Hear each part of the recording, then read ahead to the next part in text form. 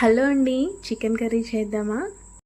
కడాయిలో ఆయిల్ వేసుకొని ఆయిల్ మంచిగా హీట్ అయ్యాక స్పైసెస్ ఇంకా ఉల్లిపాయలు 2 సన్నగా కట్ చేసుకొని వేసుకొని కొంచెం ఉప్పు చల్లుకుంటే కొంచెం ఫాస్ట్గా కలర్ చేంజ్ అవుతాయి. ఇంకా మంచిగా బ్రౌన్ కలర్ అయ్యాక ఆనియన్స్ శుభ్రంగా కడుక్కున్న చికెన్ని వేసుకొని కలుపుకోవాలి. ఇలా ఆనియన్స్ బ్రౌన్ కలర్ అయితే చికెన్ కూడా ఆ కలర్ పట్టేసి వైట్గా ఉండకుండా బాగుంటుంది. తర్వాత అల్లం కూడా వేసుకొని కలుపుకున్న తర్వాత పచ్చివాసన అంతా పోయాక 2 స్పూన్ల కారం, పసుపు, టేస్ట్కి సరిపడినంత సాల్ట్, ధనియాల పొడి, ఇంకా కరివేపాకు, పచ్చిమిర్చి కూడా వేసుకొని మంచిగా కలుపుకోవాలి.